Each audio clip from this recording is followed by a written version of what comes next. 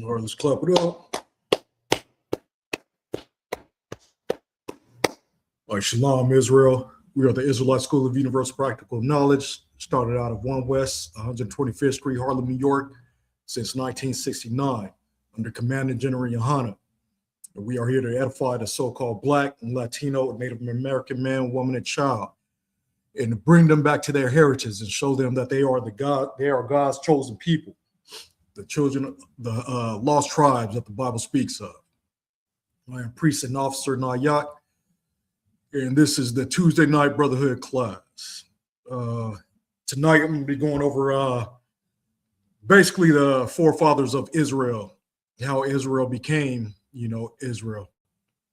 We got to start at the beginning in Genesis, starting with Noah, right? When the Most High flooded the earth, he was upset with with men, because men, of course, we started having our own imagination, start doing our own things and not following the Most High. We want to follow ourselves, our lusts, what have you. But, the Christian church, the powers that be that would have you believe that, Christ died for everyone. God loves everyone.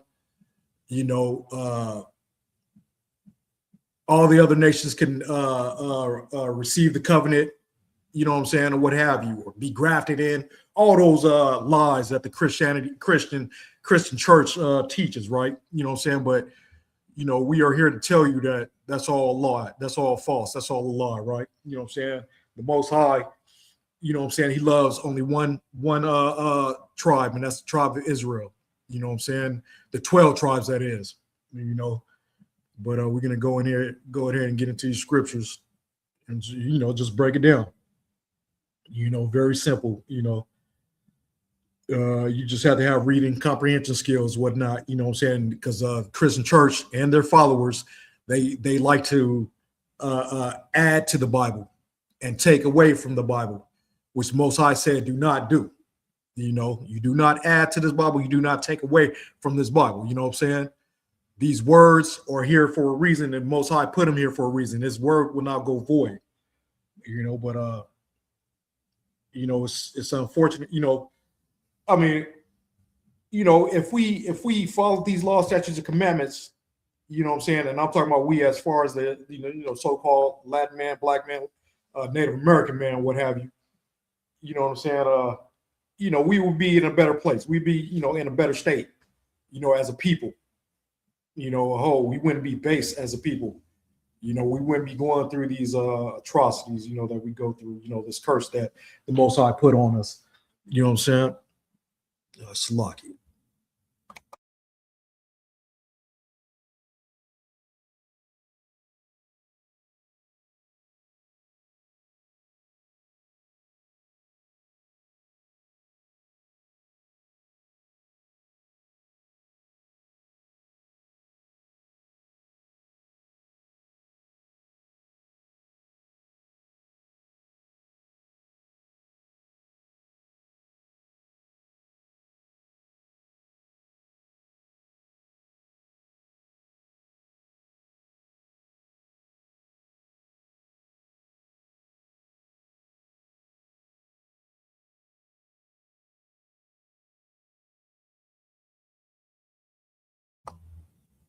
All right, Slocky, Israel. Yeah, but so like I said, we'll be in a better place, as far as our people, but we choose to, our oppressors taught us Christianity. They brought us in here in captivity and gave us their religion, our way of life, this is our heritage, this is, we are not, religion is man-made, we were born Israelites, God's chosen people, but we're going to go ahead and start in Genesis chapter 6. Oh, slug.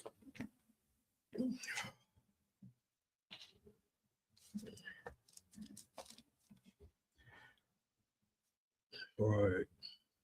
This is the book of Genesis, chapter 6, verse 8.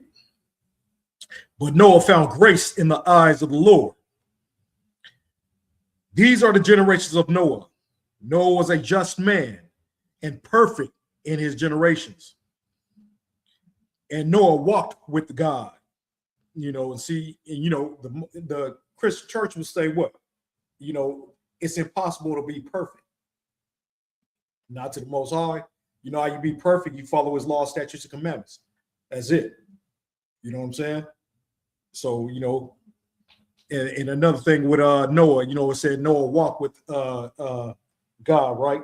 That's figuratively. You know what I'm saying? Meaning, the way he walked with God, he observed his laws.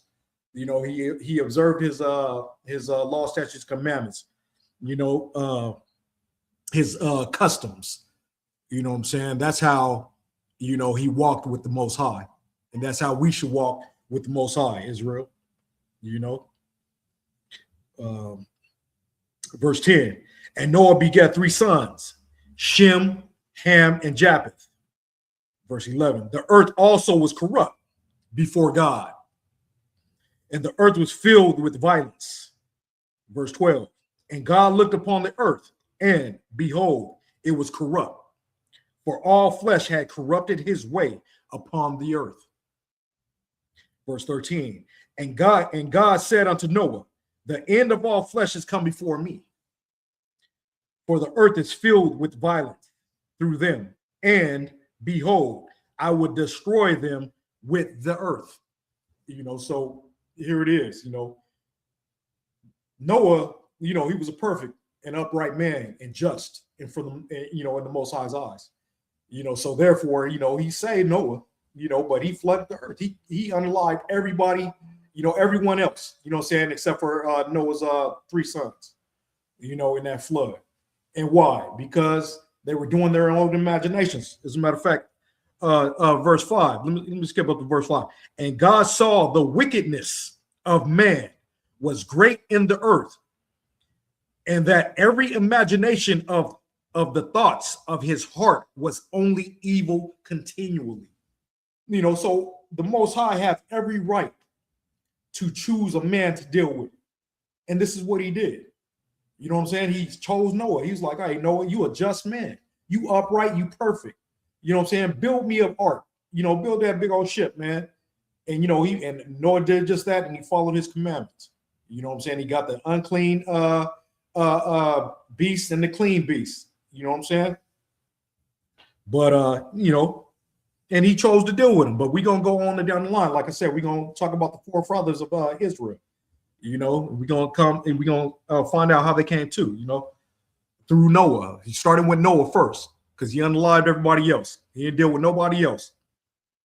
So, let's go ahead and go to Genesis 9.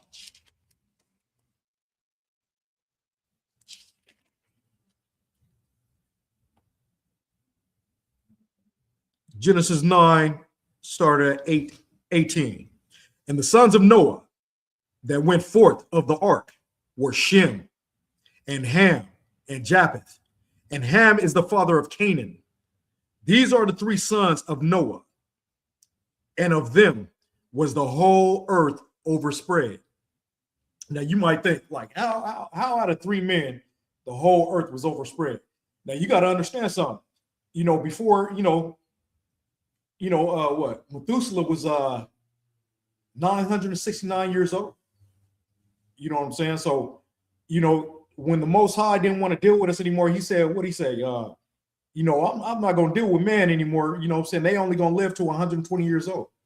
So this is how they overspread the earth. They were living longer. They were living long. You know what I'm saying? And,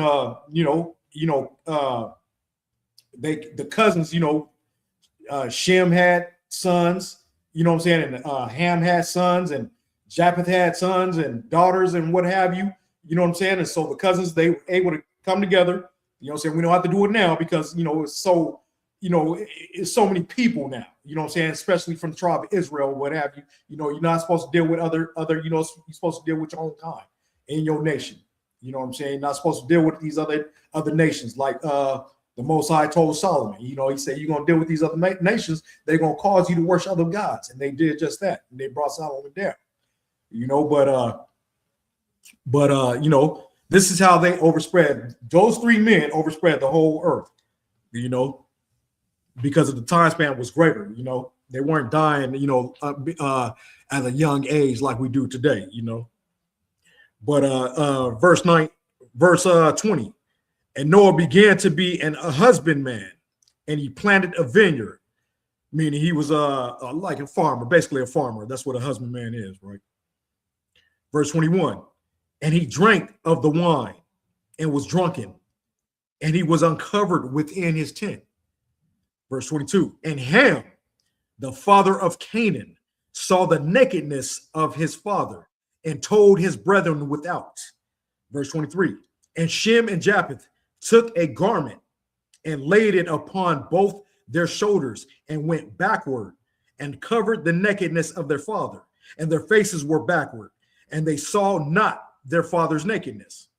Verse 24, and Noah awoke from his wine and knew what his younger son had done unto him. He was, he was acting a fool. Oh, hey, Pop's over there drunk, he naked, doing some dumb shit. You know what I'm saying?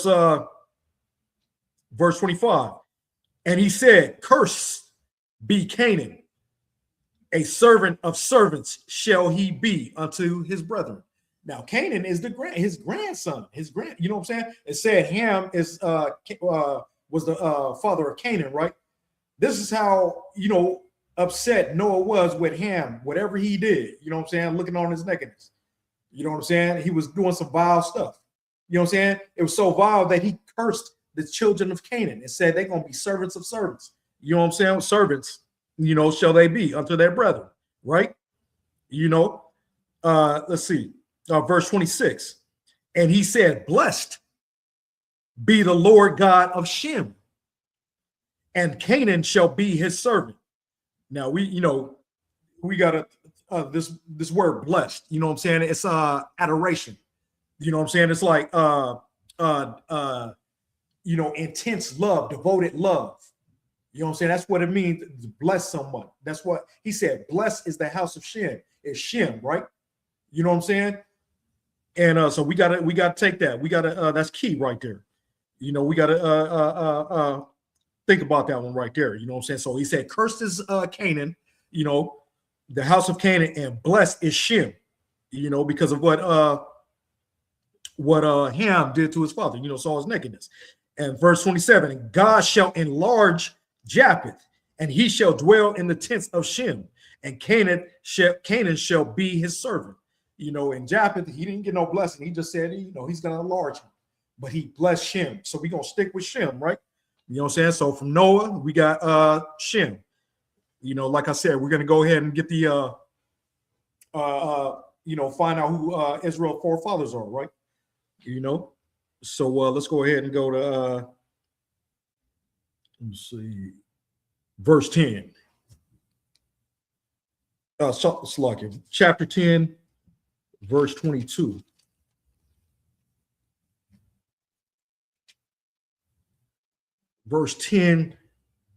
Chapter 10, verse 22. And it reads, the children of Shem, Elam, and Asher, and Apharxad, and Lud, and Aram. Okay, now Shem, he has 5 sons, right? Shem has 5 sons, but out of those 5 sons, the Most High is only going to deal with one, because like I said, who the Most High is going to deal with he's going to come out of Shem. Okay, he's going to come out of Shem. So out of these 5 sons, Israel's going to come out of one of these 5 sons, eventually, right? Let's drop down to 31, verse 31. These are the sons of Shem, after their families, after their tongues, in their lands, after their nations. These are the families, verse 32. These are the families of the sons of Noah, after their generations, in their nations. And by these were the nations divided in the earth after the flood. So like I said, Noah's sons, they went ahead and repopulated the earth. This is what they did, So let's go.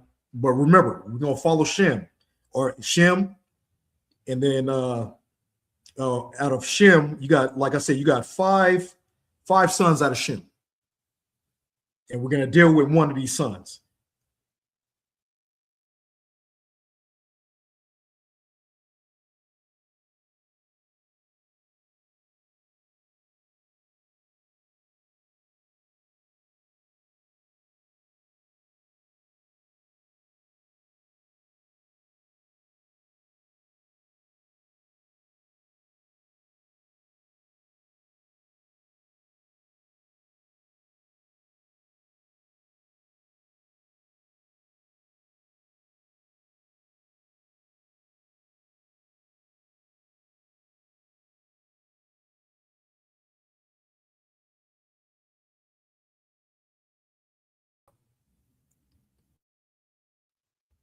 It's lucky, Israel. Let's see.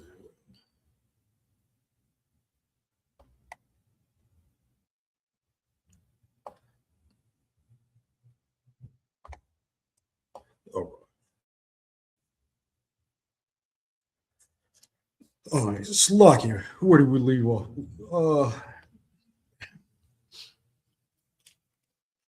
So now, like I said, let's go back to Genesis 11. Like, once again, the Most High, he flooded. He told Noah to make an ark because he was done with men. You know what I'm saying? So he flooded them. He flooded the whole earth. He unalived everybody else and kept Shem, Ham, and Japheth alive. Noah's sons, and they repopulated the earth, right? So now let's jump to Genesis 11, because once again, man started. This is after the flood. Man started being wicked again. All right. So this is Genesis 11. Genesis 11, verse 1.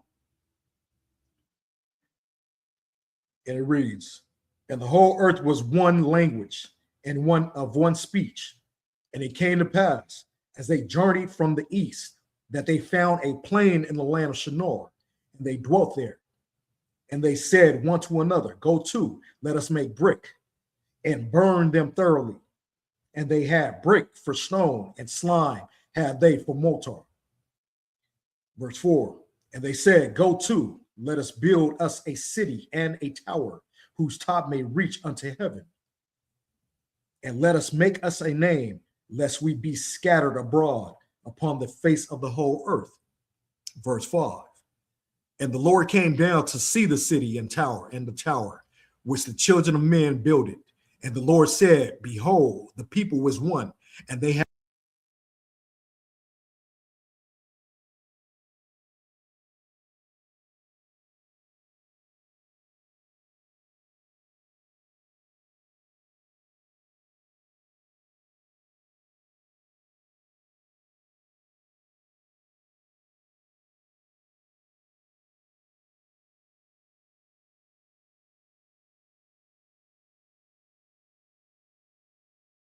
there's something going on. We have some technical difficulties.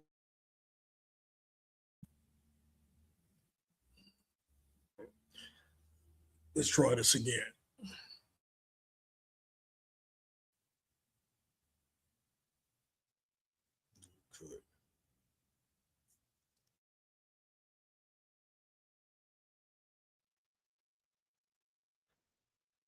All right. Let's try this again. All right. Where was I? Verse. "And the Lord said, Behold, the people was one, and they have all one language. And this they began to do. And now nothing will be restrained from them, which they have imagined to do." Once again, they started to imagine, they went after their own imaginations and stuff like that, started thinking, their own thoughts, what I'm saying, follow their own heart, right? What I'm saying, they're not at their whole, the Most High. And this imagine right here, if you look it up in the Strong Concordance, it's 2161, it's Zamah, and it means and it's translate heinous crime or mischief. This is what this imagine means right here. So this is what the people, once again, they were doing again. You know what I'm saying? They were being wicked once again.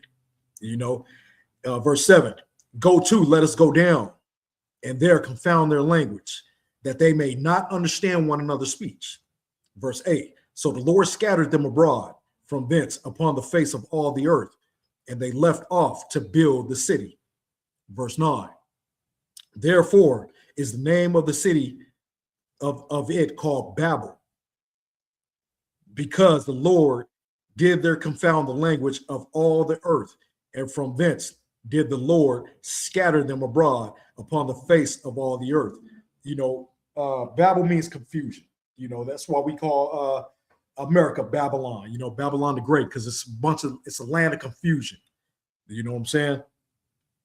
But like, once again, you know, I just want to bring this out, the Tower of Babel right here. You know, man, after the flood, man started being wicked again. You know, and the Most High, you know, sent his angels down, you know what I'm saying? They had them scattered abroad, you know what I'm saying? So they wouldn't deal with each other, you know, they switched up their language or what have you, you know. But I just want to jump through that, just to let you know, let you see that man is, you know, wicked just like we are now. You know what I'm saying? This place is wicked now, you know. We don't want to listen to the law, statutes, and commandments. You know what I'm saying?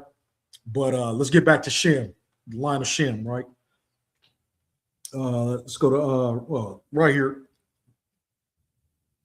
We're gonna stick with Genesis 11, 10, verse 10. This is the line. This is the Shem. This is the Shem to Abram. You know, Abram's name was changed to Abraham. This is Abram right here. This is Shem's line to Abraham, right? Okay. These are the generations. I'm not going to read the whole thing. We're going to skip through it. Some of the stuff. Verse 10. This the book of Genesis, chapter 11, verse 10. These are the generations of Shem. Shem was 100 years old and begat Arphaxad. Now remember, Shem had 5 sons. You know, I forgot their names: Elam, Aram, Lud, and somebody else, and Arphaxad. But this is the lineage right here, the generations of Shem, and he's jumped straight to Arphaxad. This is another. This is the son that the Most High is going to deal with. This is where the seed of Abraham about to come out of. You know, well, Abraham's about to be established out of Arphaxad. All right, so this is Shem was 100 years old and begat Arphaxad 2 years after the flood. Verse 11, and Shem lived after he begat Arphaxad 500 years and begat sons and daughters. Verse 12, and Arphaxad lived 35 years and begat Salah. Verse 13, and Arphaxad lived after he begat Salah 403 years and begat sons and daughters. Now we're going to skip. I'm going to skip to 27, because this goes all the way to from Arphaxad, Shem, to Arphaxad, to Terah. And Terah is Abraham's dad, and Abram's dad, aka Abraham.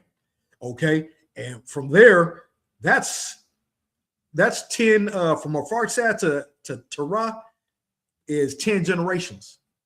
You know what I'm saying? That's 10 generations, and that's what 20 to 30 years, and so that's 10 with 10 generations. That's 300 years, 300 years, and he's only dealing with one person.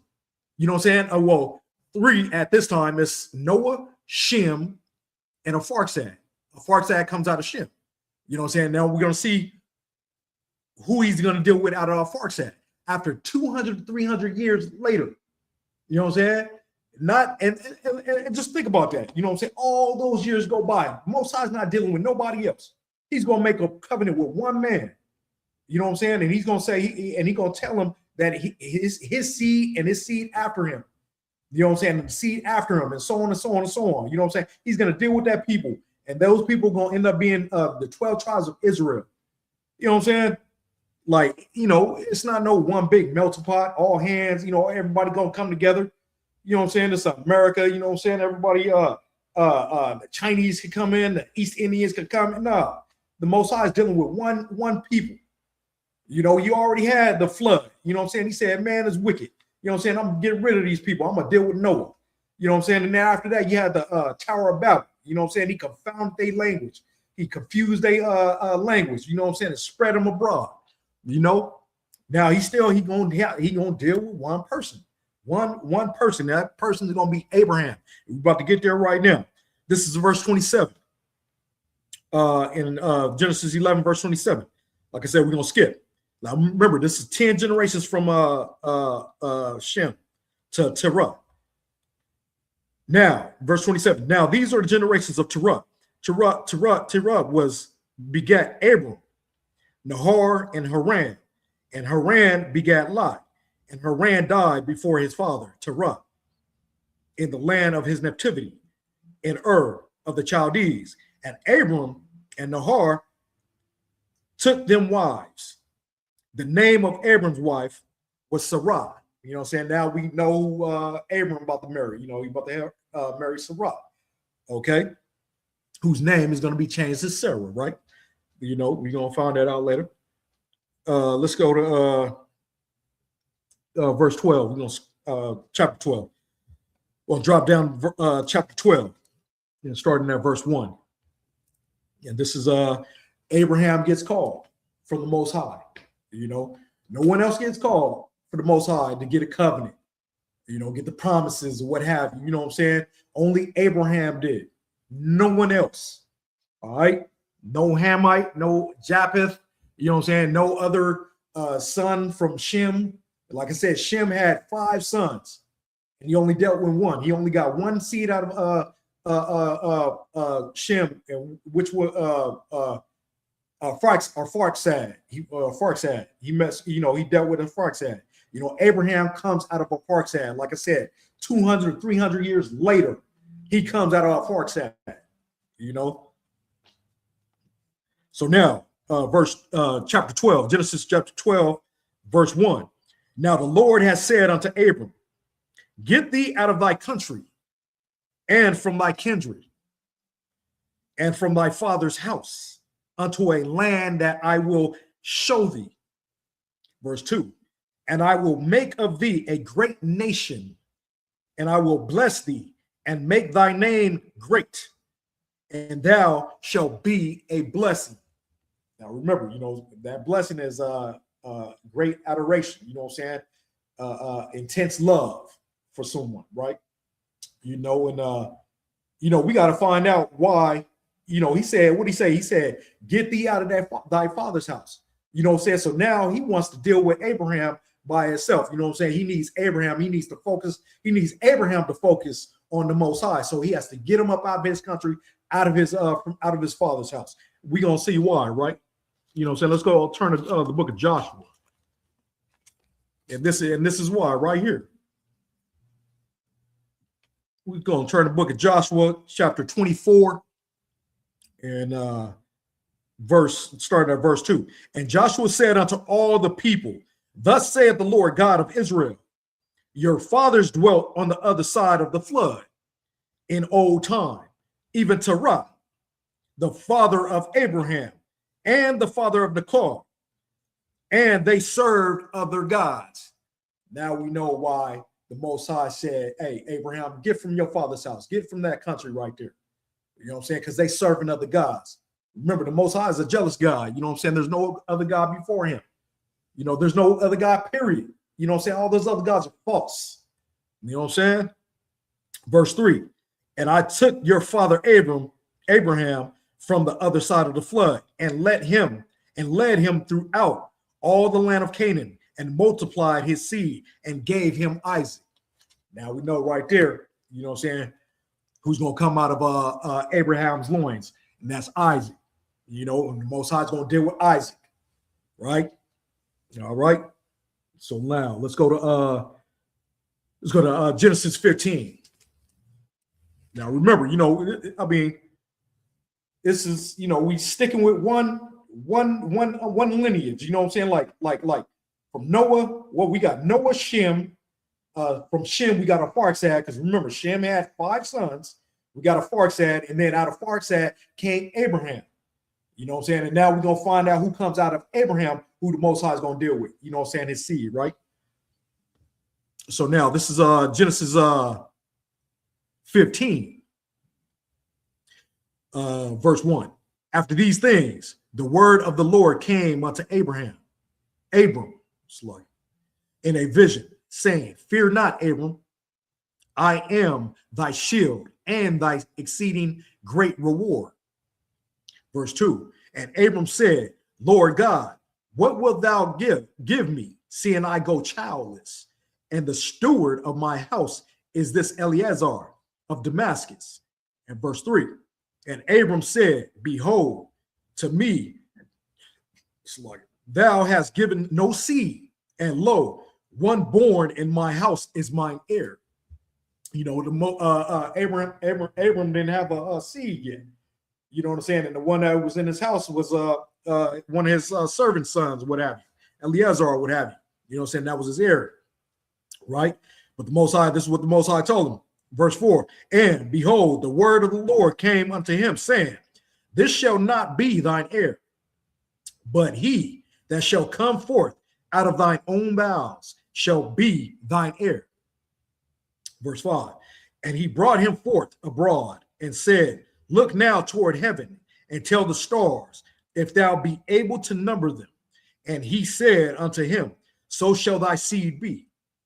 You know, in verse 6, and he believed in the Lord, and he counted it to him for righteousness. You know, he thought he believed in the Most High, and everything the Most High said, Abraham said, hey, man, this is straight righteousness. This is upright right here. You know, everything that came out of the Lord's mouth, you know what I'm saying, to Abraham, he counted it as righteousness. You know, verse 7, and he said unto him, I am the Lord that brought thee out of Ur of the Chaldees to give thee this land to inherit it. You know, so now we know he gonna deal with. He gonna eventually, Abraham's gonna have a seed. You know what I'm saying? We just found out that it's gonna be Isaac. His name's gonna be Isaac in Joshua Joshua 24. You know what I'm saying? So, but the Most High is gonna deal with his seed and seed alone. You know what I'm saying? His seed alone, right? You know what I'm saying? Nobody else seed, no other seed. You know, no Hamite seed, no Hamitic seed, which are the so-called Africans, what have you. You know what I'm saying? No Japhet seeds. You know what I'm saying? Moabites, all kinds of other, you know, other nations out there. You know what I'm saying? He's not dealing with nobody else but one seed, and that's Abraham's seed coming out of his bowels, his loins. You know, don't let the Christian church fool you, man, and think and make you think that God loves everybody. No, that's false. You know, it's a false doctrine right there. They're trying to lead you astray, Israel. You know, so-called Black, Latino, Native American man, woman, and child. You know what I'm saying? Let's go to verse Genesis 17.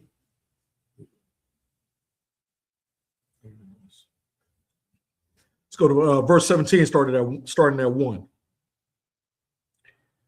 And when Abram was 90 years old and 9, the Lord appeared to Abram and said unto him, I am the Almighty God. Walk before me and be thou perfect. Remember, once again, here we go again. You know, remember he said Noah was perfect and upright and just. You know what I'm saying? But the Christian church will say what? We cannot be perfect. You know, that's what they're saying. You know, the Most High told him, if the Most High telling you could be perfect, even Christ says you could be perfect. Be thou ye perfect. You know what I'm saying? How do you be perfect? Laws, statutes, and commandments. Who the Christian church say their laws are done away with. You know, it's because they are wicked. They are evil. You know what I'm saying? They are taught by a wicked man. They're slave owners. You know, the oppressor. You know what I'm saying? The so-called white man who the devil, who's the devil that the Bible speaks of. You know what I'm saying? But we're gonna start at verse 1. Salakia. Verse 2, and I will make my covenant between me and thee, and will multiply thee exceedingly. Verse 3, and Abram fell on his face, and God talked with him, saying, verse 4, as for me, behold, my covenant is with thee, and thou shalt be a father of many nations. All right. Verse 5, neither shall thy name anymore be called Abram, but thy name shall be Abraham. For a father of many nations have I made thee. Verse 6, and I will make thee exceeding fruitful, and I will make nations of thee, and kings shall come out of thee. Verse 7, and I will establish my covenant between me and thee, and thy seed after thee, in their generations, for an everlasting covenant, to be a God unto thee, and to thy seed after thee. Not a God unto everybody else, you know what I'm saying, but unto Abraham's seed. That's who he's a God of. You know, all these other nations, they worship and they know the Buddhas, you know, the Shivas, you know what I'm saying? They know the Most High ain't with them. You know, they know the Most High only has one child. You know what I'm saying? And that's the children of Israel. You know, like it says in Exodus 4:22, you know, it's Israel is my son, even my firstborn. You know what I'm saying? But like I said, what Abraham had, what, eight sons. 8 sons total. All right. But the Most High only gonna deal with just one son. Okay. You know what I'm saying? One chosen seed, right? Let's go to verse Genesis 24.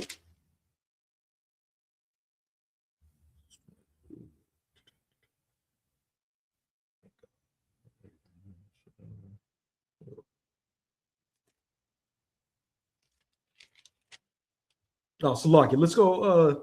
Let's stay in 17 and go to 15. Start at verse 15. I'm gonna skip that. Verse 15. This is the book of Genesis, chapter 17, verse 15.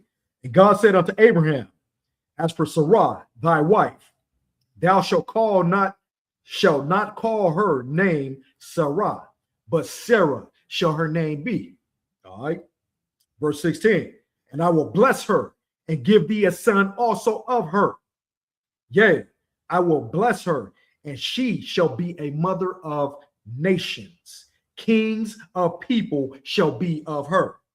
Now, you know, Sarah only had one child, one son. You know what I'm saying? So this is a future prophecy that out of that one son, nations are going to come out of this one son. Because Sarah only had one. You know, verse 19, let's skip to 19 right quick.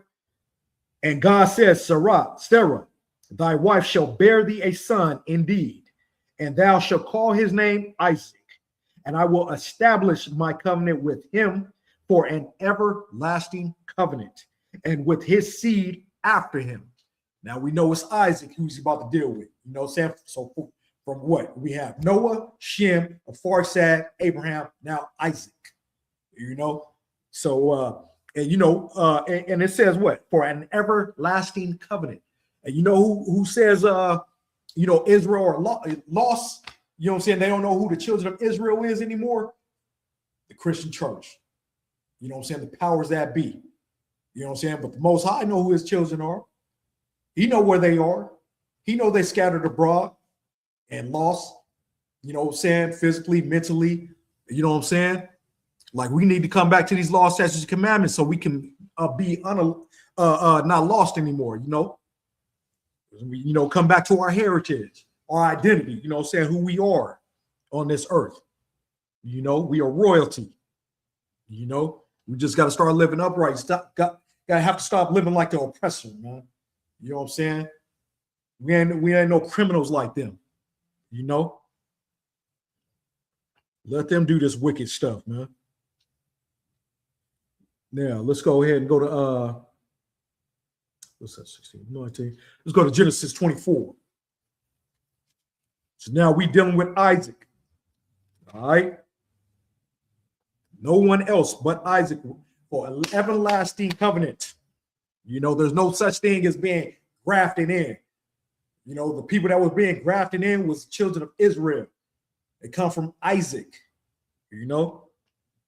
But the powers that be, the Christian church, you know, the Catholic church, you know, that white man, the oppressor, you know what I'm saying? He teaches something different. You know, he want to lead our people astray so we can stay lost.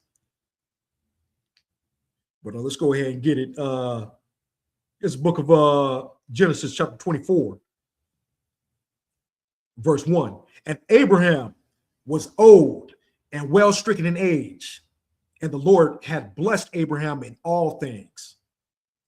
Verse 2, and Abraham said unto his eldest servant of his house that ruled over all that he had, put, I pray thee, thy hand under my thigh. You know, that's you know, that's not literal, you know what I'm saying? That's a symbolic for, you know, a sacred oath. All right. You know, putting a hand under the thigh, what have you. You know what I'm saying? It was a sacred oath. He's about to make a sacred oath with him. Verse 3, and I will make thee swear by the Lord, the God of heaven and the God of the earth, that thou shalt not take a wife unto my son of the daughters of the Canaanites, among whom I dwell. Verse 4, but thou shalt go unto my country and to my kindred, and take a wife unto my son Isaac. Now, what did we just find out here, man? You know what I'm saying? Abraham right here, you know what he taught? Separation. Man, he said, go to my own kind, man. Take my, you know, have my son marry my own kind. You know, don't go to any other race. You know what I'm saying? Don't go to the Canaanites. You know what I'm saying? But you know, when we teach this, you know, it's all right for Asians to teach it. You know what I'm saying? You know, there's nothing, you know, nothing wrong with them, and there's nothing wrong with it. You know what I'm saying? But when we say stick with your old kind, they look at us like we crazy. Even the white man want to stay with his own kind. You know what I'm saying? The East Indians, you know, they want to stay with their own kind. You know what I'm saying? And nobody say nothing about it. But when we talk about it, you know what I'm saying? You can only stay in between in the tribes of the so-called Black, Latino, Native American man, woman, and child. You know what I'm saying? You got to stay with your tribes. You know what I'm saying? And we could marry within them tribes. You know, we cannot go out like Solomon, like what Solomon, the Most High told Solomon, hey, don't mess with these other nations. They're going to turn your heart from me. They're going to turn you towards other gods. And that's exactly what these people will do. You know what I'm saying? You get with them, you know, you got, you know, our athletes, man. That's the first thing they do is go with a white woman. You know what I'm saying? Got all these women out here, man. They go to a white woman. You know what I'm saying? You know what they're going to do? They're going to start celebrating all they pagan holidays. You know what I'm saying? Christmas, Easter, you know, Evil Wing, you know, all kinds of crazy stuff, madness, man. You know what I'm saying? And it's going to be hard for them to get up out of that joint, you know? But, you know what I'm saying? We got to, you know, there's nothing wrong with staying with your own kind, man. You know, build your nation, Israel. You know what I'm saying? So-called Black, Latino, Native American man, woman, and child. Okay? So, then, you know, Abraham right here, he taught separation, man. Stick with your own kind. And remember, he said, the Most High, he said everything that the Most High came out of his mouth was righteous. You know what I'm saying? So who's he getting this information from? The Most High. The Most High is showing him all this wisdom. You know, he's learning from the Most High. So the Most High's ways is in Abraham's heart, in his mind. And he said, go get a female from my kindred, man, for my son. And that's exactly what they're about to do. Now let's jump to 24 and Genesis 24, verse 60. We're going to find out who it is right here that Isaac's about to marry. You know, this is verse 60. And they blessed Rebekah. This is Rebekah right here. This is who Moses, Abraham's servant found for him. You know, he went to his kindred and he went and found Rebekah. You know what I'm saying? And they blessed Rebekah, you know, her kindred, you know, her family, you know, before she went off to go see Isaac and marry Isaac, you know, they blessed her before she left.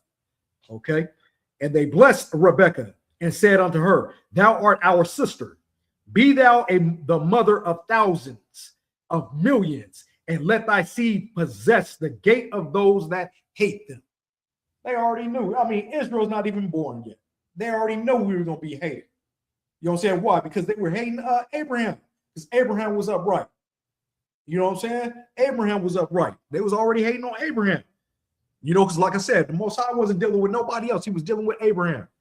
You know, and from Shem all the way to Abraham, it was 300 years. You know what I'm saying? Shem was blessed. Shem was upright. That's why the Most High blessed Shem. You know what I'm saying? And he, like I said, Shem had 5 other sons, but he didn't deal with them. He dealt with Arphaxad. So Arphaxad, obviously, he was upright as well. Because who came out of Arphaxad? Abraham. All right?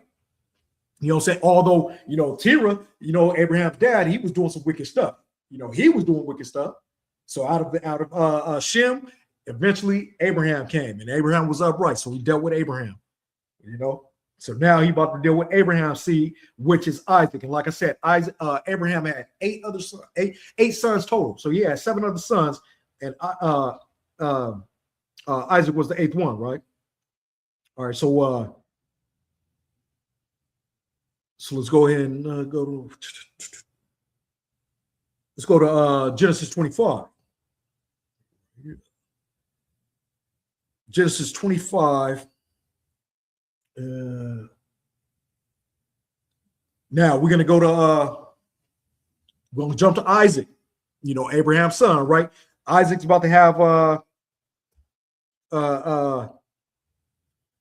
twin boys. All right. So now we go out to jump to Isaac.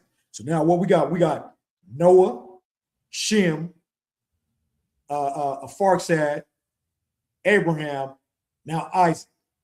Now we're about to go to Isaac's twin boys. You know what I'm saying? He's gonna have 2 boys, and out of those 2, only one's gonna be chosen from the Most High. All right, so this is the book of Genesis, chapter 25, verse 19. And these are the generations of Isaac, Abraham's son.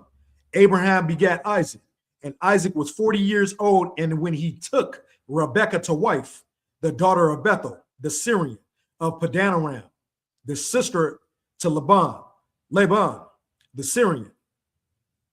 Verse 21, and Isaac entreated the Lord for his wife because she was barren. All right, he prayed to the Father. You know, he prayed to the Father because Rebekah was barren. All right, and Rebekah, his wife, conceived, and the children. Verse 21. And Isaac entreated the Lord for his wife because she was barren, and the Lord was entreated of him. And Rebekah Rebekah, his wife, conceived. Verse 22. And the children struggled together within her, and she said, "If it be so, why am I thus?" And she went to inquire of the Lord. Verse 23. And the Lord said unto her, 2 nations are in thy womb, and 2 manner of people shall be separated from thy bowels. And the one people shall be stronger than the other people, and the elder shall serve the younger. You know, these 2 children are already, you know, the Most High said they're 2 manner of people, you know, 2 nations. You know, yeah, we got those, you know, people that doubt, you know what I'm saying? Even Christians, you know, they'd be like, what? You know, that can't happen. The Most High could do anything he wants. He could put 2 nations of twins in somebody's womb. You know, he could do 4, you know, 4 different nations in one womb. You know what I'm saying? He could do anything he wants, you know? So two nations in that room, and they already struggling. They already fighting. All right, verse 24. And when her days to be delivered were fulfilled, behold, there were twins in her womb. Verse 25. And the first came out red all over like a hairy garment, and they called his name Esau. You know, that's the so-called white man. You ever see a white baby born? He red all over. You know what I'm saying? He red. This is the white man. You know, he had no melanin. Okay, his name is Esau. And at verse 26, and after that came his brother out, and his hand took hold of Esau's heel, and his name was called Jacob. And Isaac was 80 years old when she bare them. You know, so now we know Out of these two, the Most High going to deal with one of them, and it's going to be Jacob. All right, I'm just going to go ahead and jump the gun. It's going to be Jacob, but you're going to find that out later on. We're going to get it. You know what I'm saying? But it's going to be Jacob. All right, so let's go to verse 20, chapter 28. It's long. Chapter 28. We're going to be skipping. We stand right here with Jacob, though. You know what I'm saying? We stayed with Isaac. We stayed with Abraham. We stayed with Shem. And we stayed with Noah. You know what I'm saying? We going down the line with Israel's forefathers, right? Okay. Now, this is the book of Genesis, chapter 28, verse 10. 28, verse 10. And Jacob went out from Beersheba and went toward Haran. And he lighted upon a certain place and tarried there all night because the sun was set. And he took of the stones of that place and put them for his pillows and lay down in that place to sleep. Verse 12. And he dreamed, and behold, a ladder set up on the earth, and the top of it reached to heaven. And behold, the angels of God ascending and descending on it. This is where they get Jacob's ladder. You know what I'm saying? You ever heard of Jacob's ladder? You know what I'm saying? Angels is ascending and descending. This is the dream Jacob was having, right? Verse 13. And behold, the Lord stood above it and said, I am the Lord God of Abraham, thy father, and the God of Isaac. The land whereon thou liest, to thee will I give it, and to thy seed. Verse 14, and thy seed shall be as the dust of the earth, and thou shalt spread abroad to the west, and to the east, and to the north, and to the south. And in thee and in thy seed shall all families of the earth be blessed. This is what he told Jacob. You know what I'm saying? He said all this, his seed. He's going to deal with his seed and his seed only. Okay? You know what I'm saying? And they're going to be as many as like the dust of the earth. I mean, that's a lot, man. You know what I'm saying? The multitude is great. Will be great. Now let's go ahead and let's go to Genesis 32. Like I said, we're gonna be skipping, but we're gonna stay right on line with Jacob. Like I said, we're gonna find out where Israel comes from and who the Most High is dealing with. He's dealing with Israel and no one else, no other people, man. You know what I'm saying? Like I said, the Christian church, they lying to you, telling you we all gonna be one. Christians, the Asians, the East Indians, the Arabs, the Africans, you know what I'm saying?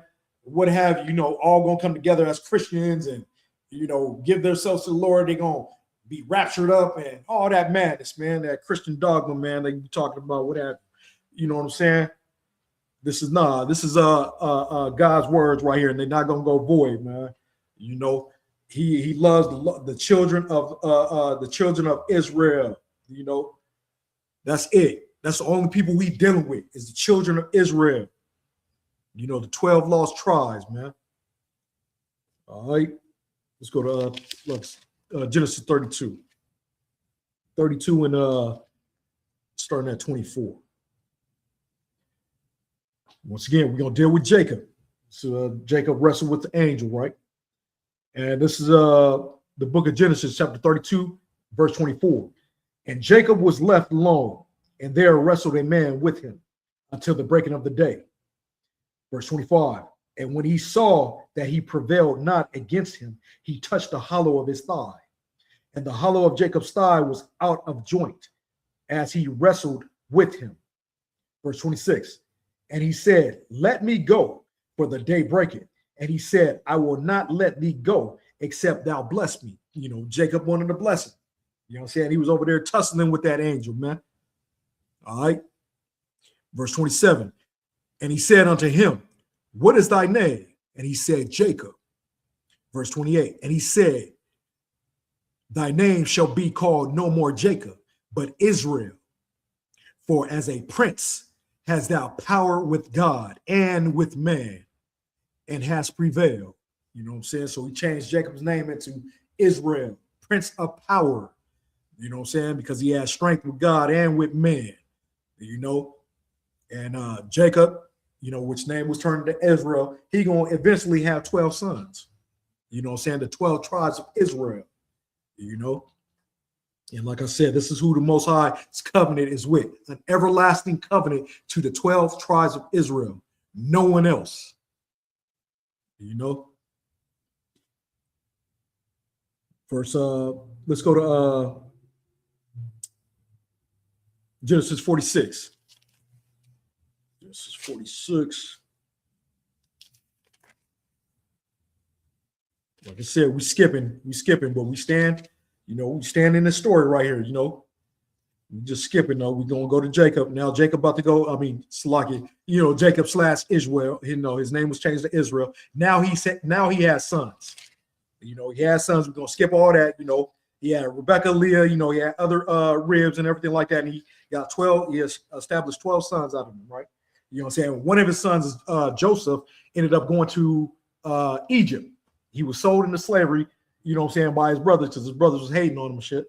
You know, but you know, it is all the Most High's doing though, you know, when it comes down to it.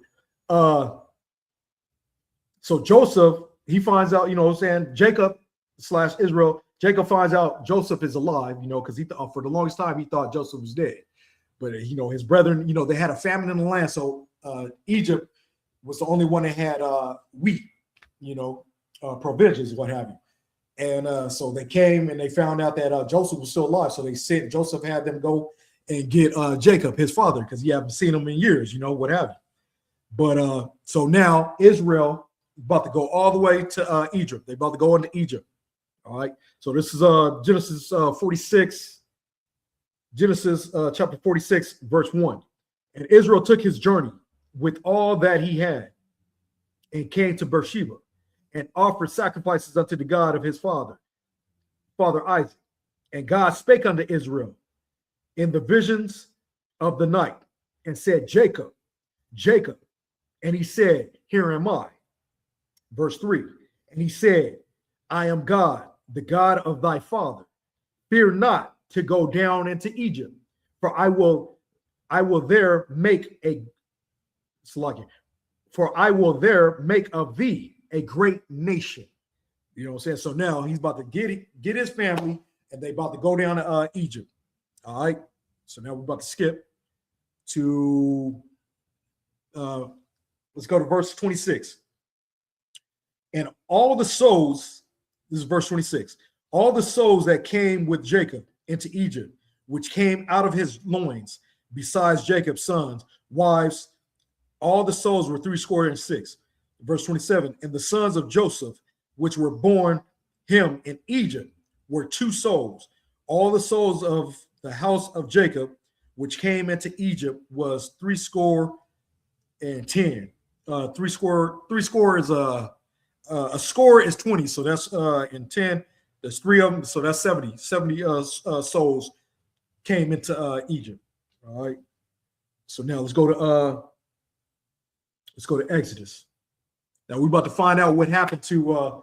So now we went through Genesis. You know, we broke Genesis from Genesis chapter 6 all the way to 46. You know what I'm saying? So from Noah all the way to Jacob, which name was turned into Israel. So now we're gonna go to Exodus and see what's gonna befall on Israel when they came into Exodus. Egypt. We're gonna read Exodus chapter 1. Starting Exodus chapter 1. We're going to read from 1 to 22. And it reads, now these are the names of the children of Israel, which came into Egypt. Every man and his household came with Jacob. Reuben, Simeon, Levi, and Judah, and Issachar, Zebulun, and Benjamin, Dan, Naphtali, Gad, and Asher. Verse 5. And all the souls that came out of the loins of Jacob were 70 souls, for Joseph was in Egypt already. Verse 6, and Joseph died, and all his brethren, and all the generation, and the children of Israel were fruitful, and increased abundantly, and multiplied, and waxed exceeding great mighty. And the land was filled with them. All right. Remember, in Genesis 15, it said he asked Abraham, would you be able to number the stars? That's how great your nation, your people are going to be. Israel's going to be. You know what I'm saying? And like the dust of the earth and what have you, they're going to multiply. And they multiply, the generations of Joseph and his brethren and all them, they left, they died, they passed away. And now there's a new generation. They became great and multiplied. They were fruitful in Egypt. And this is what the king said right here of Egypt. Now, since Joseph's gone, there's a new king that arose. Okay. Verse 8. Now there arose up a new king over Egypt, which knew not Joseph. And verse 9. And he said unto his people, behold, the people of the children of Israel are more and mightier than we. This is what he said. Verse 10, come and let us deal wisely with them, lest they multiply. And it come to pass that when there falleth out any war, they join also unto our enemies and fight against us. And so get them up out of the land. Verse 11, therefore they did set over them taskmasters to afflict them with their burdens. And they built for Pharaoh treasure cities, Pithom and Ramesses. Here it is. They put taskmasters over the children of Israel. When we were brought into slavery, what they used to call them? Overseers. You know what I'm saying? Now they're known as officers. You know what I'm saying? That, they unalive us out there in the streets, unjustly, right? You know what I'm saying? But the taskmaster turned into overseer, and the overseer turned into officers. Ain't nothing new under the sun. All right. Verse 12. But the more they afflicted them, the more they multiplied and grew. And they were grieved because of them, of the children of Israel. Verse 13. And the Egyptians made the children of Israel to serve with rigor. Verse 14. And they made their lives bitter with hard bondage and mortar and in brick and in all manner of service in the field. All their service wherein they made them serve was with rigor. This is what they do. They crafty with the work. When it comes to the children of Israel, they took our fathers out of the household. Put us on, took jobs away from us. They made our lives hard. Put our women on welfare. You couldn't even have a man in the house. If you wanted to get welfare and what have you. So the kids couldn't even have a father in the house to raise them. A son couldn't have a father to raise him up like a man. A little girl didn't have a father in the house to protect her. This is what they did. They real crafty, man. These other nations are. And this is how they were with us. And this is how they are with us. But verse 15. And the king of Egypt spake to the Hebrew midwives, of which the name of the one was Shiphrah, and the name of the other Puah. Okay. And so like in verse 16. And he said, when ye do the office of a midwife to the Hebrew women and see them upon the stools, if it be a son, then ye shall kill him, unalive him, slaughter him. But if it be a daughter, then she shall live. Once again, like I said, this is back then, this is what you call this, abortion. This is all this is, right? You know what I'm saying? Now today, you know, I mean, you know, from the 1970s, the so-called black woman, you know what I'm saying? 19 million from the 1970s to now, 19 million babies were aborted. You know, that's the statistics. You know what I'm saying? Since 1970s. You know what I'm saying? The Latino women, you know what I'm saying? In 2020, it was, you know, the babies that were aborted was 195,000. You know what I'm saying? So ain't nothing new under the sun. This is how they do it. And why do we abort our kids? You know what I'm saying? Because of poor family structure. Why do we have poor family structure? Because of the white man, the devil that the Bible speak of, man. It's not because of us, man. Talk about hold ourselves accountable and shit like that, man. You know what I'm saying? Look at what they did. How about you let us, you know what I'm saying?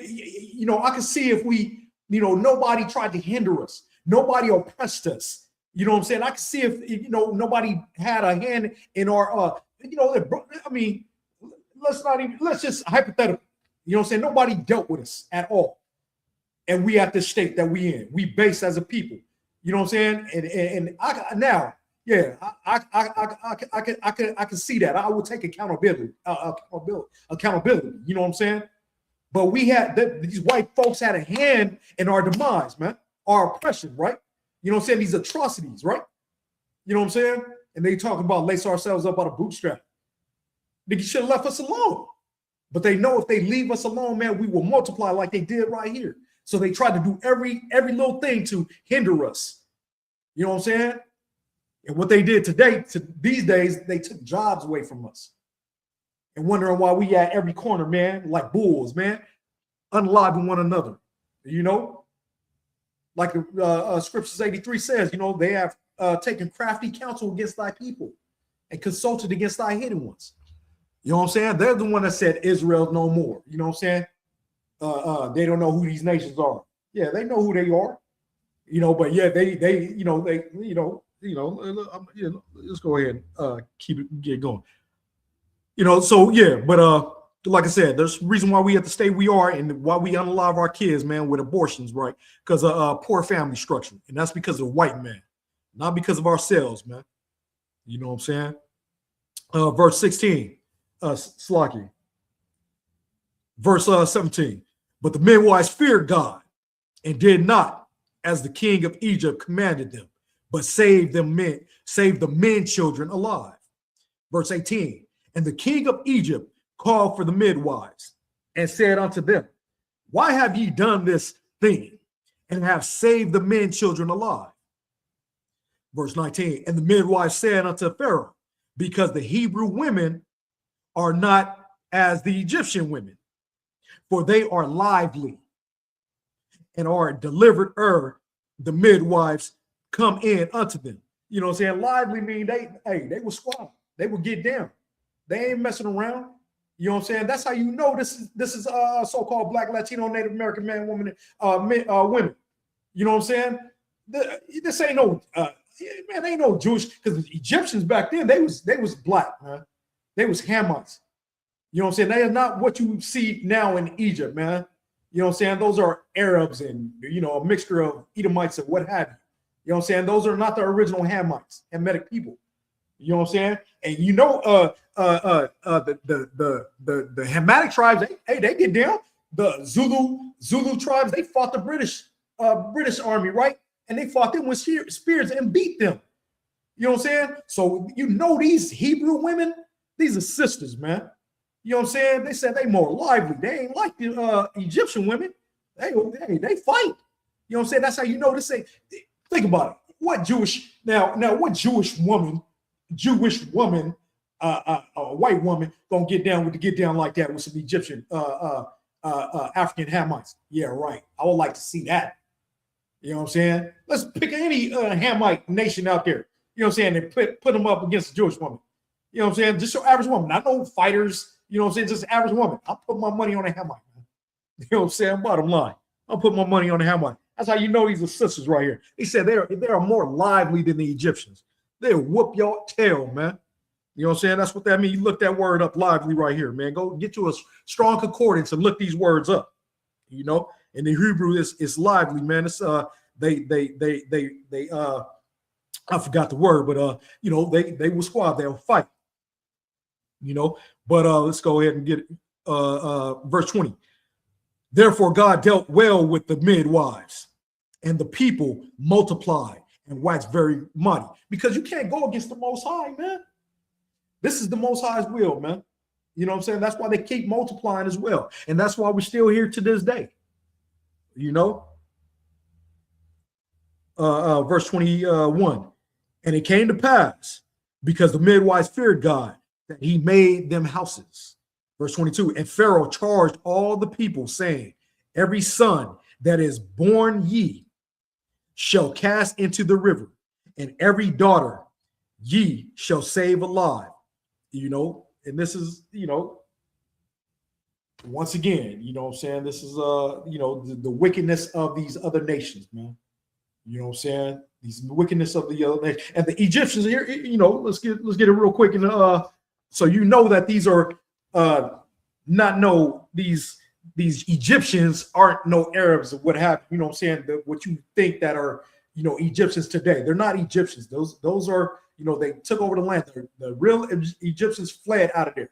They fled out of there into Africa, deeper into Africa. You know what I'm saying? But look, you know, and this is why Abraham taught separation too. He didn't want his son to marry a Canaanite because he knows they're related to the Egyptians. You know what I'm saying? They're brethren. You know, those are the children of Ham. You know, they're cousins, brothers, what have you. You know, and we're gonna get it out of the Zondervan's Bible Dictionary. You know, this is the book of this is Ham.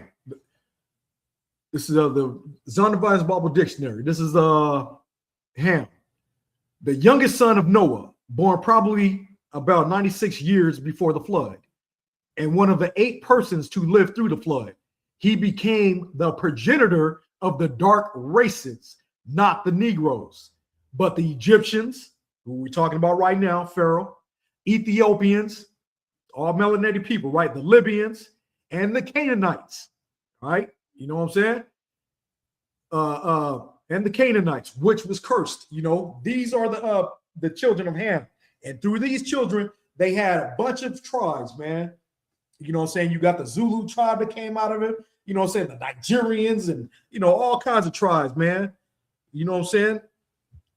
But yeah, like I said, you know, these women right here, these were sisters, man. That's why I said they were lively. They're not like these Egyptians. You know what I'm saying? They'll whoop your tail. You know, let's go ahead and now. So we're done with that. So we went from Genesis, you know what I'm saying, to Exodus, you know, and then you got what? After Exodus, you got the Leviticus, you got the law. These are the 5 books, right? The 5 books of Moses is what? Genesis, Exodus, Leviticus, Numbers, and Deuteronomy, right? You know, so Genesis, we dealt with Genesis. We saw that the Most High dealt with Noah, dealt with Shem, dealt with Abraham, dealt with Isaac, and then dealt with Jacob, which name was changed to Israel. And then he dealt with Israel, right? You know, and you know, after Exodus, you got, you know, they went into Egypt, and then they, you know, what they did to Pharaoh, you know what I'm saying, to his whole little crew, you know what I'm saying, he parted the Red Sea, and he, you know, boom, unalived all them fools, you know what I'm saying. And then you got Leviticus, now he telling Moses to give the children of Israel the law, statutes, and commandments. That's what Leviticus is about. You know what I'm saying? You can find all the laws in there. You know, who the Christian church say the laws are done away with, you know, because they're a man, and man is wicked and foolish, vain, you know. But then after Leviticus, you got what? Numbers. You know, you got now they into the wilderness, what have you. They ain't dealing with nobody else. And while they're doing all this, they fighting who? Other nations. And these nations are still here, just like Israel is still here.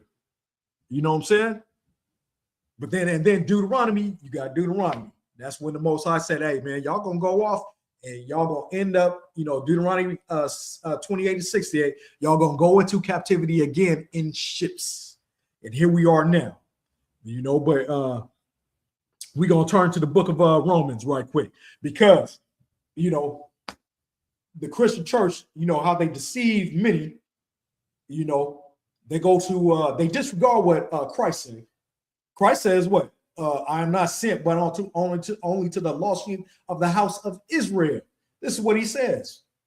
You know what I'm saying? He says, what he say? They say God so loved the world, he gave his only begotten son, right? But 17:9, he said, I pray for them, I pray not for the world. That's what Christ said. You know what I'm saying? So somebody getting something mixed up here. And I know who the somebody is. It's the white man, the devil that the Bible speak of. You know what I'm saying? The white man deceiving the whole world. You know, that Christian church, man. If you think about it, Israel, you know, if you think you a Christian, man, you was taught by your slave masters, man. Who were you before you was African American, Afro American, colored, Negro? You know what I'm saying? All these bywords, you know what I'm saying? They gave you whatever. You know, I mean, you got to think about that, man. Your oppressor gave you religion, man, gave you Christianity. You know, but like I said, Most High, Christ said, I'm not sent but to the lost sheep of the house of Israel. You know what I'm saying? I pray for them, I pray not for the world. So you got to get context, man. There's context in these words, man, and these scriptures. Well,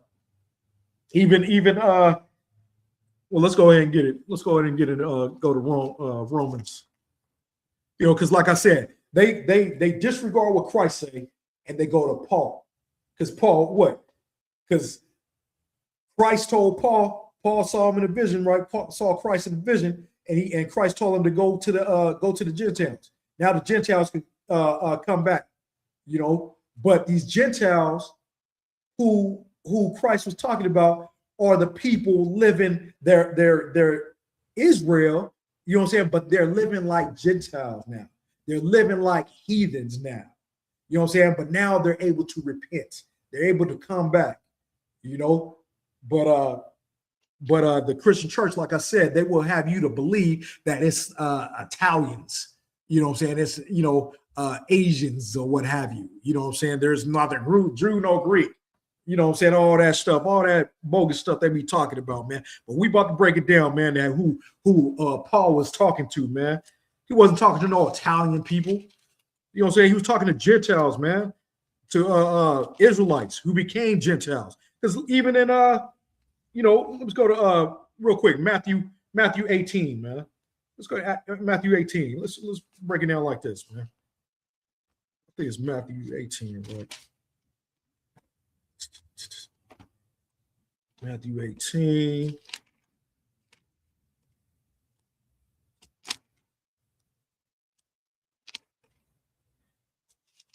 Check it out what Christ says, man. Look. Now this is Matthew 18, chapter 18, starting at verse 15. This is what Christ said. It's all written in red. This is Christ speaking. Moreover, verse 15. Moreover, if thy brother shall trespass against thee, go and tell him his fault between thee and him alone.